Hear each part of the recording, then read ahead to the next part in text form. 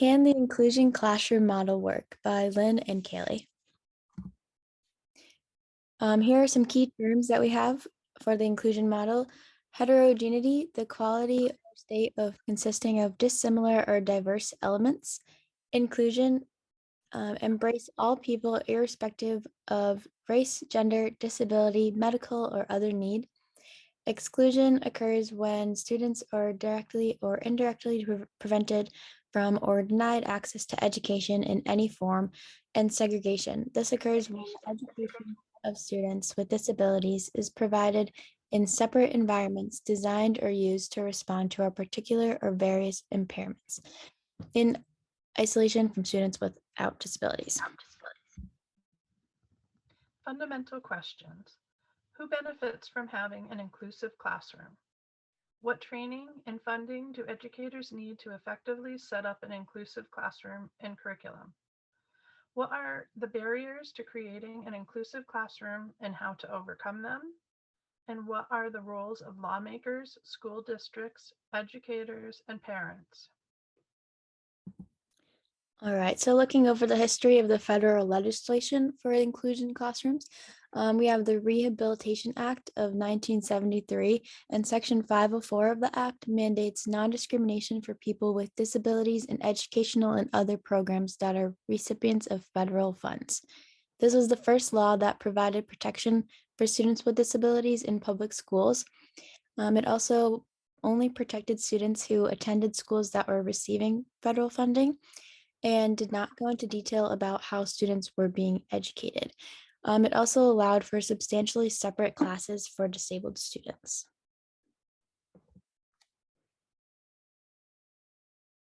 The next piece of legislation is the Education for All Handicapped Children Act of 1975. It guarantees a free and appropriate public education for every child with a disability in the United States. This law changed the way that students with experienced education, mandating that disabilities be better identified and treated, and that families of children with disabilities were able to exercise their right to due process. Financial incentives were made available to educational entities that comply with federal disability laws. And the key component was that it gave recourse to families. The Americans with Disabilities Act from 1990, along with its 2008 amendments, include protection against discrimination for individuals with disabilities in public programs, even those that do not receive federal financial support. The rights of students with disabilities in grades K to 12 in post-secondary schools are protected by Section 504 and the ADA Act. The key components from this legislation are that they expanded protection for students with disabilities in programs and schools that are not federally funded, prohibits discrimination in the workplace, and regulated public space accessibility, such as access to ramps, elevators, and bathrooms. The Individuals with Disability Education Act was passed in 1990. This articulates the right of students with disabilities and the services that must be provided to them in elementary and secondary school. The law helped make schools more inclusive and effective in educating students with disabilities. This required individualized education plans or IEPs for students with disabilities. In 1997, several amendments to this legislation affected students' participation in assessment, the review and development of IEPs, and the parental's role in the education of children.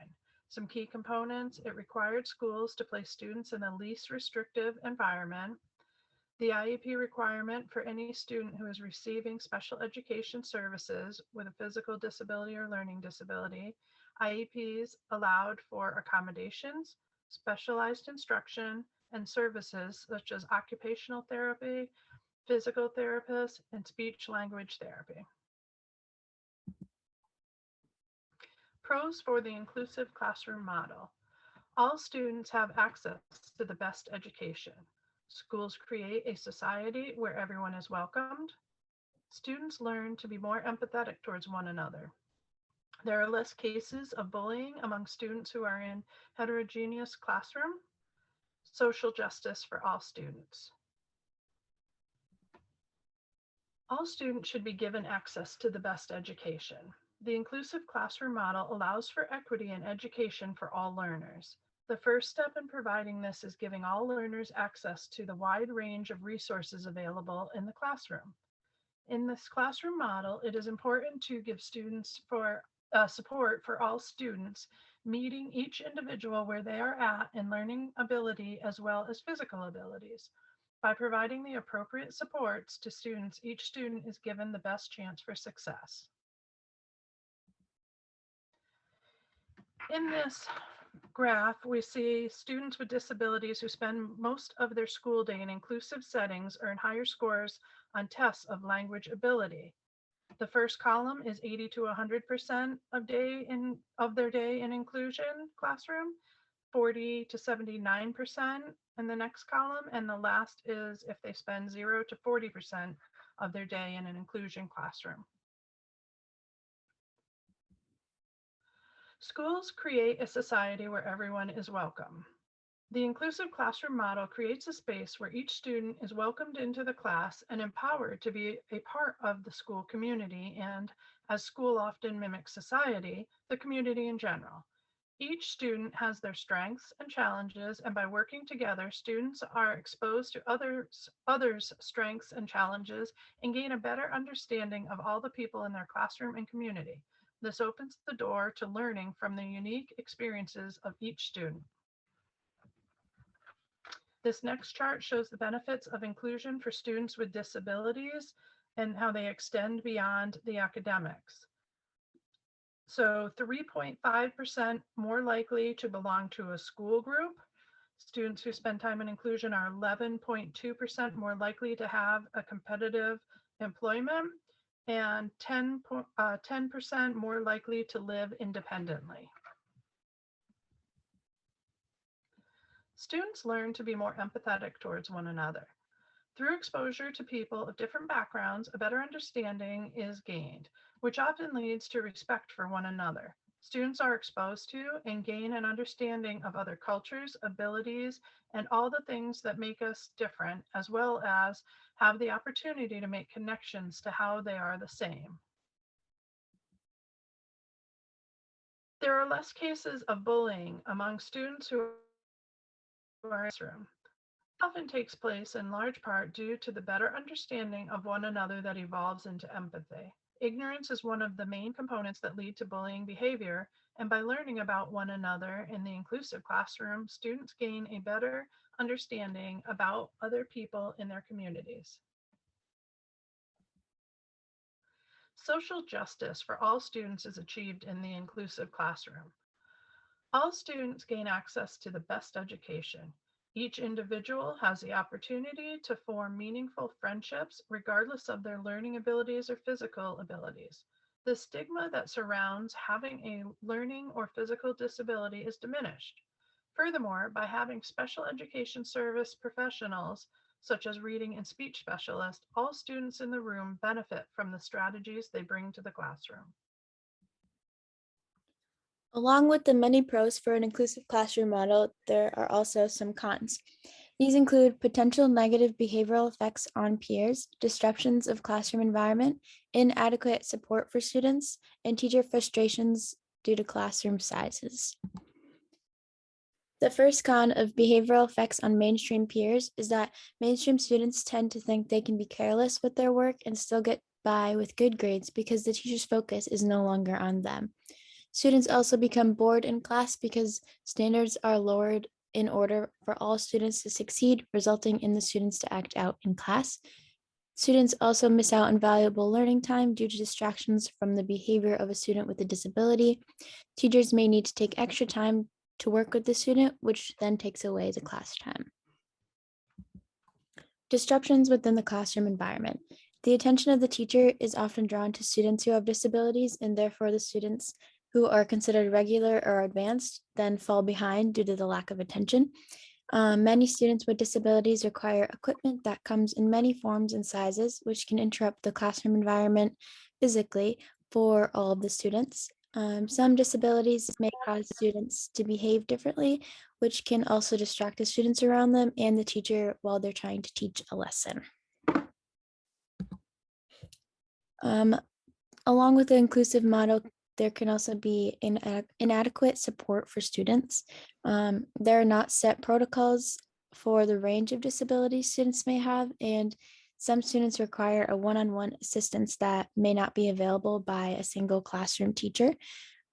This also can be a result from not having enough budgeting for appropriate equipment for these students and leads to the lack of support for both students with disabilities and the students considered to be mainstream. Frustrated teachers due to large class sizes and lack of training. Not all teachers are trained to teach special education students. Not all special education students have the same disabilities, and their teacher may not be able to assist them appropriately. Teachers are unable to manage their whole classroom and provide the appropriate accommodations that their students may need if they do have disabilities, so all students can succeed academically.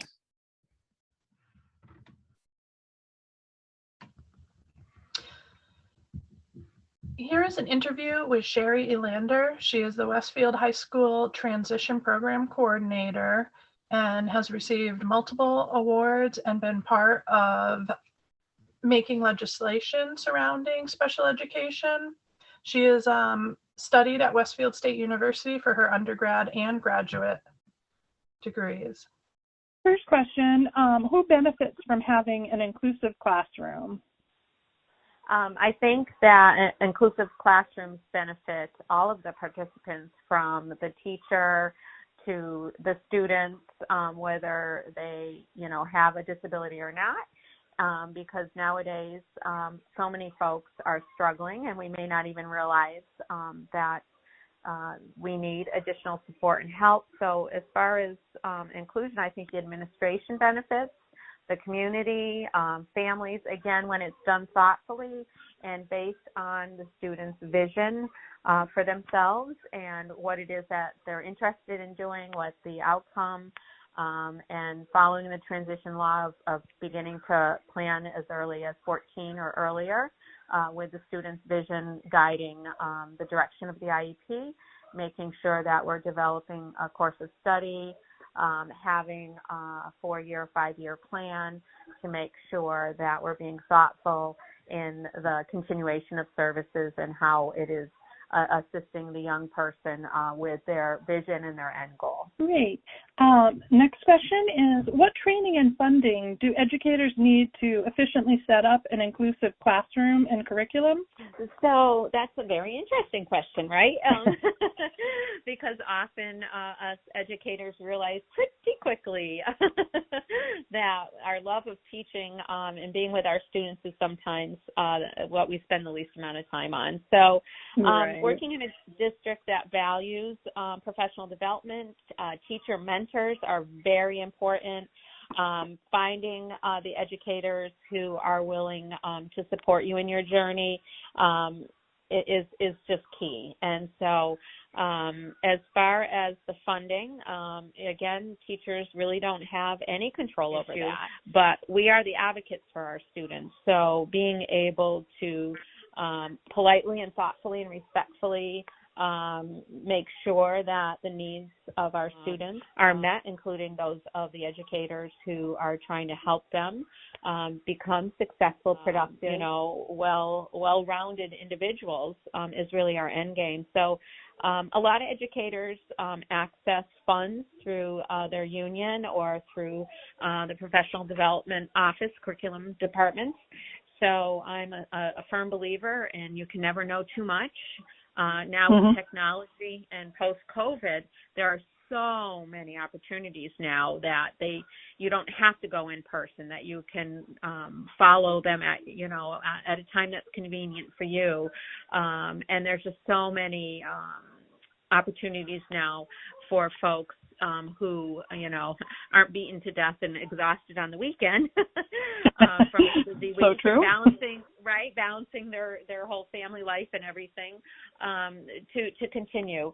Again, finding out the resources I have found when I started 20-something years ago, is finding out who the folks were that are there to support my students, and really getting to know them and finding out exactly how they can work to support us as a team, such as OT, PT, autism, the list goes on and on and on, speech therapists. And so the resources really are about getting to know who the people are, who are the movers and the shakers, and the folks who are passionate and willing to support, especially a new teacher.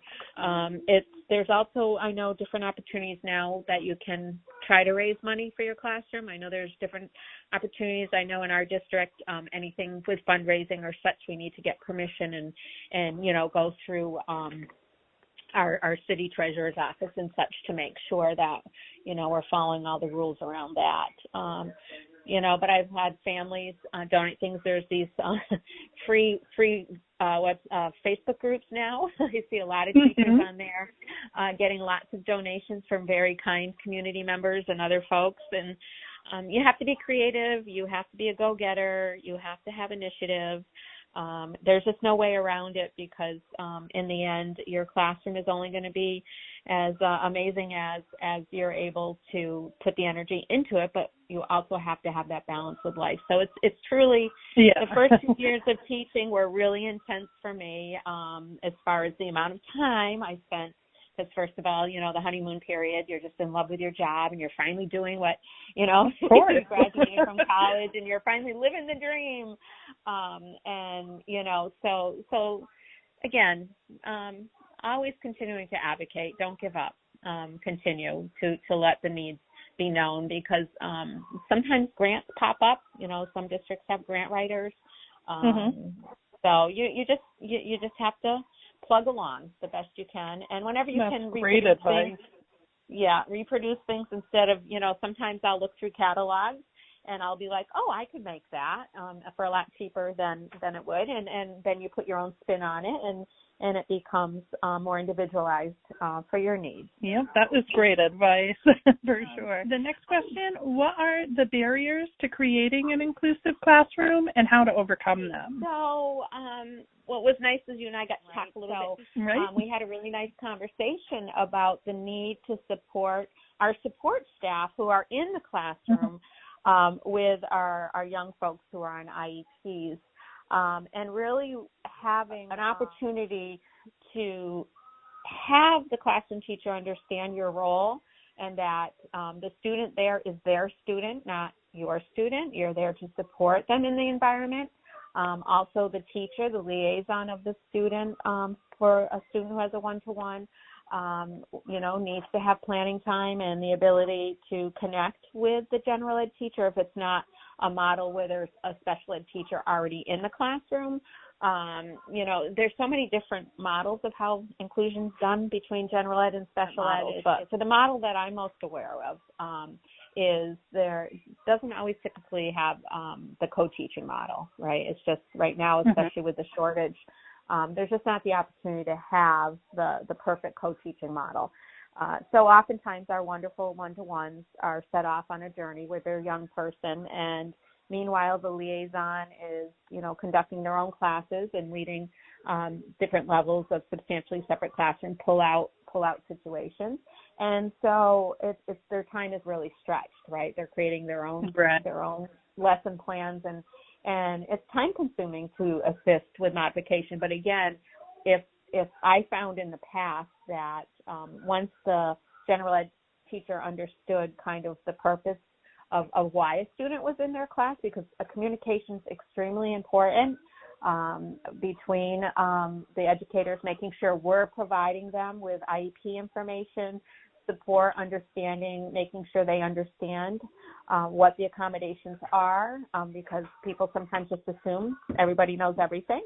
And it's best not to assume. It's best to, make sure that people understand, and planning and knowing, just like in a college, when you sign up for a college class, you get kind of the overview of the semester right up front. And that's really important for the direct support staff and the special ed teacher to kind of know what is going to happen ahead of time. We generally need at least a week or two ahead of time to be able to modify a test. That means we need the answer keys.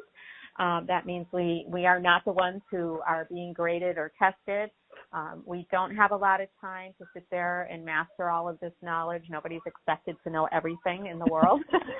Thank goodness. Right. But, we're good at modifying, and putting in kind of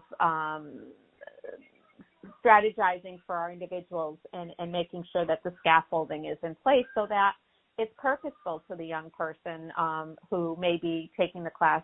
They're not getting credit. It could be a pass-fail class.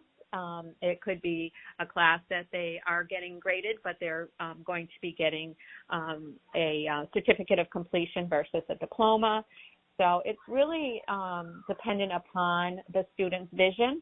And again, understanding the planning that goes on with transition law, which begins at 14 years or younger, that the IEP team working with the general ed teachers and administration and the families and other folks that are involved in the young person's life are coming up together with a plan that is going to support this young person to become a successful contributing member of society and, socially adjusted and all those kinds of things. So in order for the inclusion setting, right. So in order for the inclusion setting to have any hope of being, productive and all that, there's a lot that goes into it.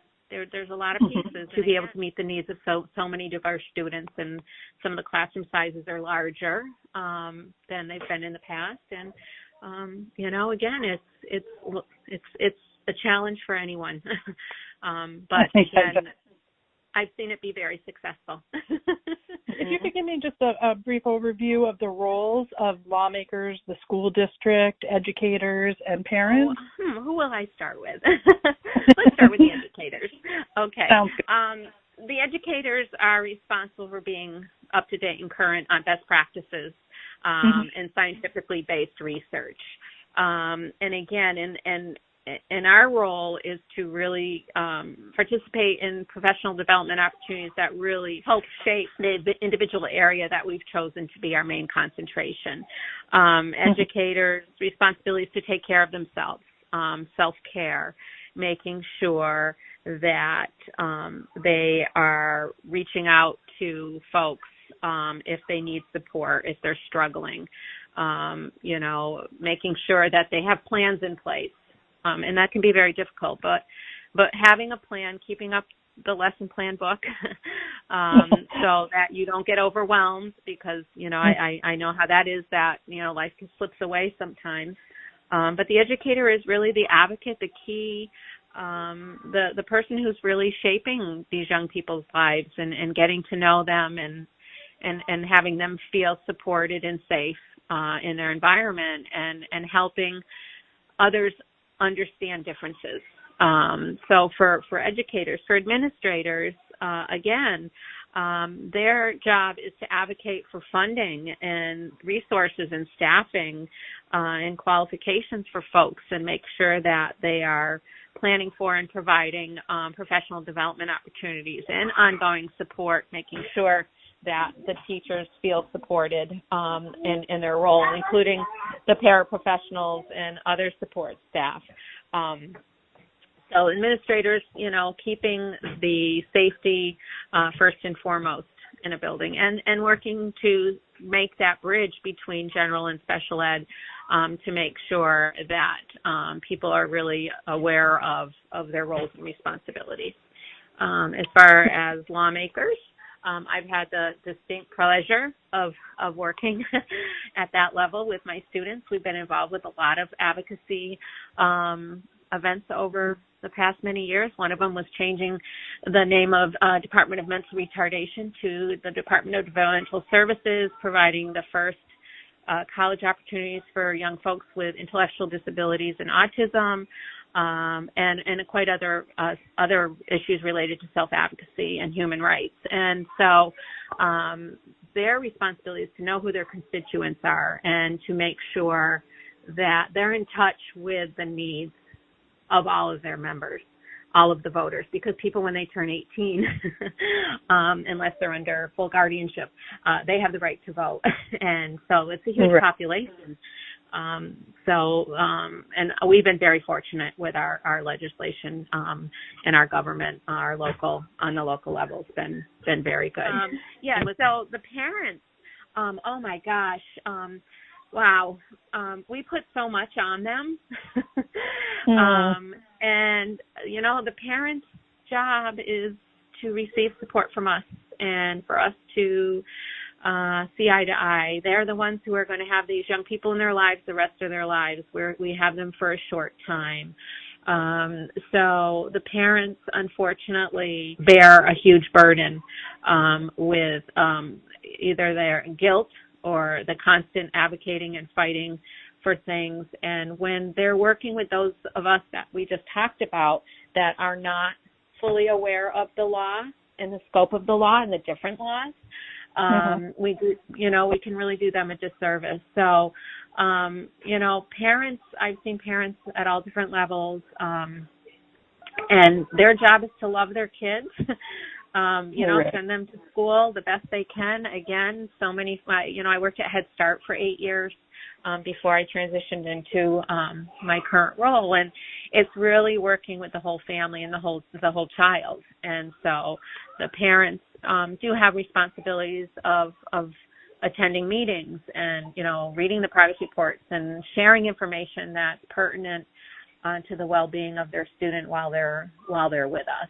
But the parents' role, I really feel, is oftentimes we don't necessarily provide them with enough support or resources or information. And so, unfortunately, some of them have to become as educated, if not more educated, than those of us to be able to make sure that their child is getting the proper services. Yeah, that's a lot. It is. I know. That's why that's a hard question for me to answer, because again, I had a separate conversation, and that's really what I'm passionate about, is the homeschool communication and how school districts, how we can really work to improve upon what we're doing now. And again, regardless of COVID. All right, so that was a nice interview that Lynn was able to have with Sherry Elander from Westfield High School. I know we learned a lot from her personal experiences, so I hope that you did too. Moving on, we do have an activity for you all to do. It is called Two Truths and a Lie. So for the first 3 statements that we have, 2 of these are truths and 1 is a lie. So as I read through them, try to think of which one is the lie before I give the answers away. You can pause your screen to read these and go through, pick the lie that you think is correct.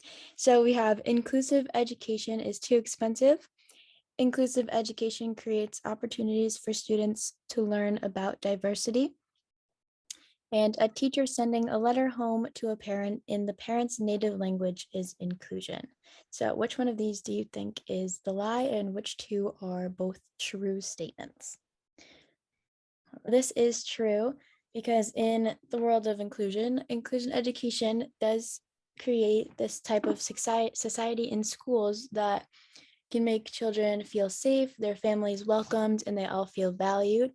It lets them all learn about different cultures and different language backgrounds, cultural backgrounds of students that are in their classroom, along with their different abilities that you might see within the class. So the second truth that we have is that a teacher sending a letter home to a parent in the parent's native language is inclusion. This is in fact true. As we have in the picture below, 10% of all public school students are English language learners. So therefore, their parents at home may not speak the same language.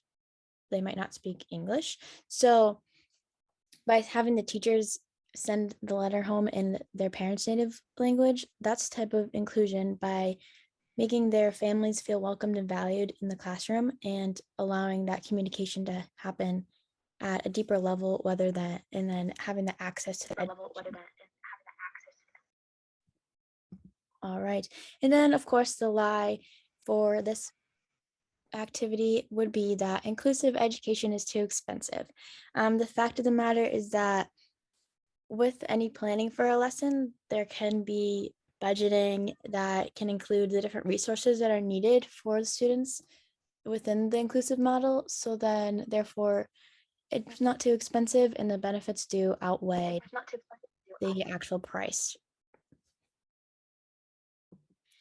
All right, and we do have a second group of questions here. So once again, look for those two truths and the one lie.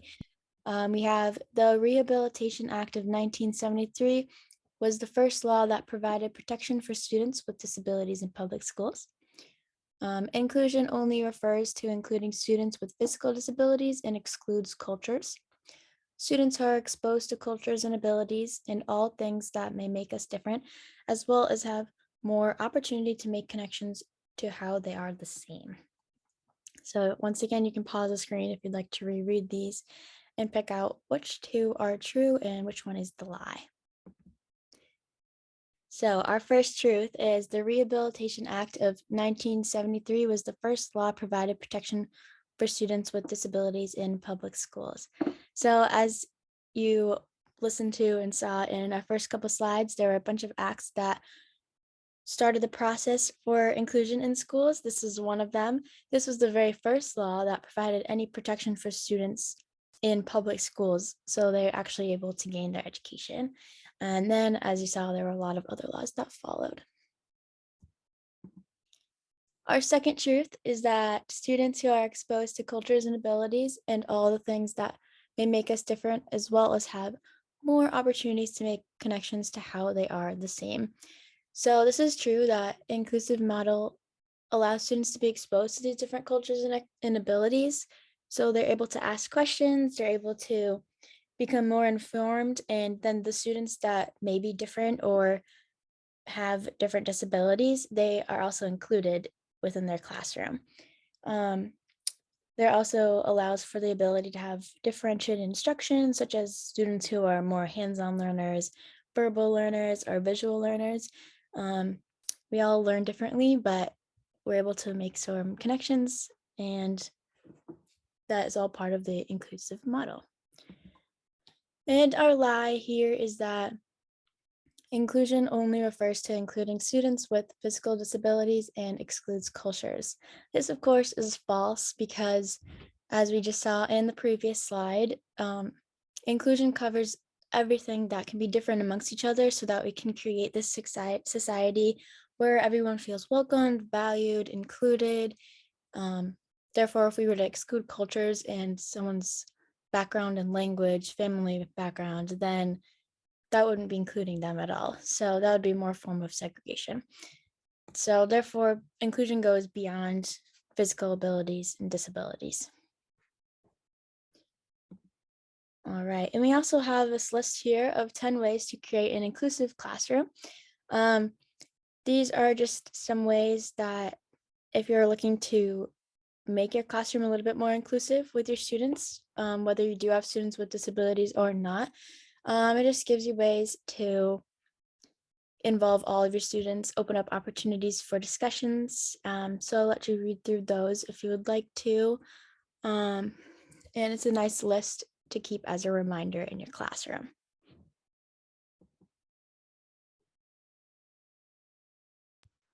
Here we have a flow chart that just shows some of the different components to inclusion, such as the school district, the home, state, school, and classroom, and what their roles are. So if you want to take a look at this flow chart.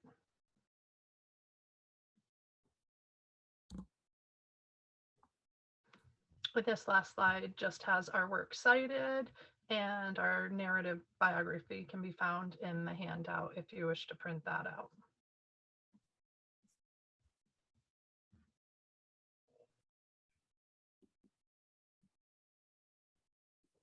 All right.